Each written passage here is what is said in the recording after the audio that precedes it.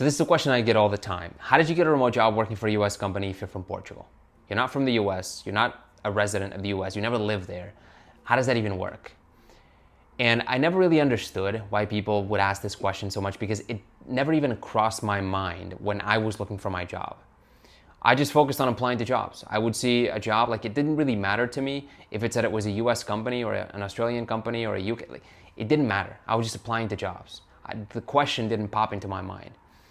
But apparently, there's a huge mental block that people from outside the US have, that they think that somehow it's going to be impossible for a US company to hire them to work remotely. They can't wrap their heads around how that would even work. And it's just the wrong question to ask, because that's not important. It's just another excuse that people come up with to either justify not taking any action or to justify their failure to get the results that they want, to land the job that they want. Like they go online, they find 3 or 4 jobs that say US residents only, and they're like, okay, it's not gonna work. Unfortunately, I wish I could get a job with a US company, but it's not gonna happen because US companies require you to be a US resident to hire you, even to work remotely.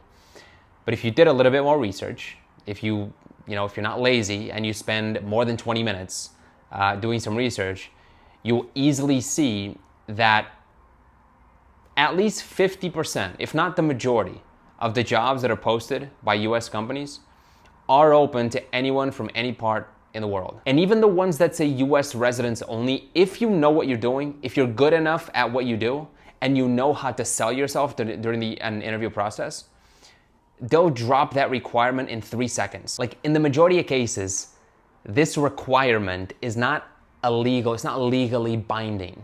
It's a preference they have for bureaucracy reasons. It's a preference.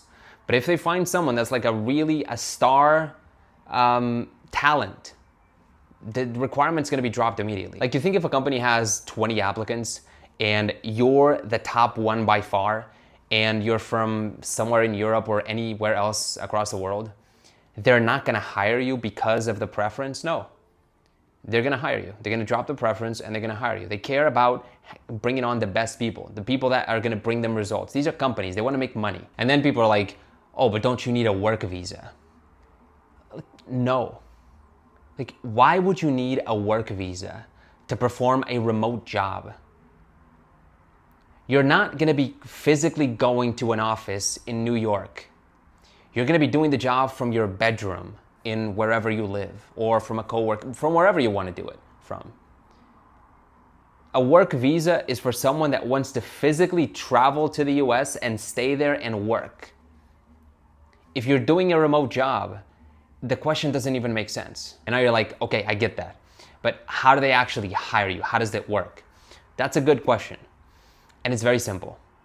For the great majority of US companies that hire people from abroad, they're gonna hire you on paper as a contractor. For bureaucracy reasons, that just means that you're not on their official payroll. I think they call it W-2 payroll, whatever, as a normal US employee would be. But that doesn't affect your job in any way. You're still paid the same way. You still work the same hours. You're treated exactly the same as any other company employee. It's the same thing, just on paper, it's different. But in practicality, in real life, it's the same thing. There's no complicated legal setup. You don't need to set up anything, any companies in the US, or you don't need to set yourself up in the US in any way. You just receive your salary in your own country, in whatever bank account, PayPal-wise, whatever you use, and then you're responsible to pay taxes in your own country. And personally, I've always preferred doing it this way because it's much, like in the rare event that a US company wanted to hire me as an employee like an official employee, a W-2 employee as they call it, I would do my best to negotiate being hired as a contractor. Because again, it makes it much easier for me, much simpler, and no financial advice, but it also lowers my tax burden. And this is normal.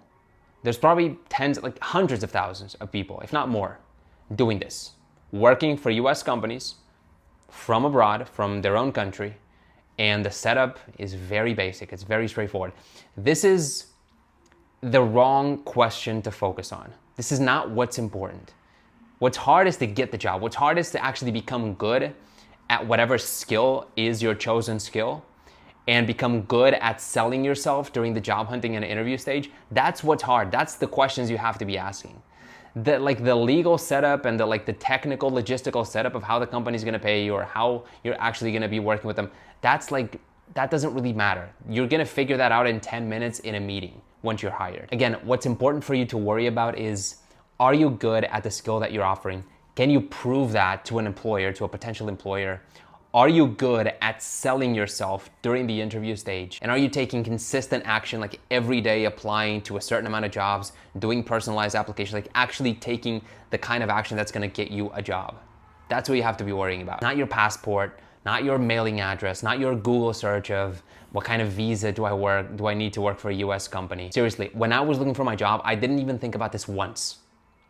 I was just consistently applying to jobs, sending out personalized job applications every day until I got something, until I got offers. If I'd been sitting around wondering about tax forms or contractor status or any of these technicalities, I probably would have psyched myself out of even starting or even getting to the point where I got any offers at all. I would have probably given up midway through. Bottom line is, focus on becoming good at your chosen skill, like really practice and become as good as you can. Then focus on becoming good at selling yourself, and then take consistent action in applying to jobs and messaging companies. If you do that, it's just a matter of time. It may take longer than you think, but it's just a matter of time. And if you want direct help with that, I have a full 6-month program where I walk you through step by step how to go from zero to landing a job, a remote job as a professional media buyer. Media buyer because that's what I do. I'm a professional media buyer myself, so that's what I can teach. So if that's something that sounds interesting to you, click the link in the description. And thank you for watching. I'll see you in the next one.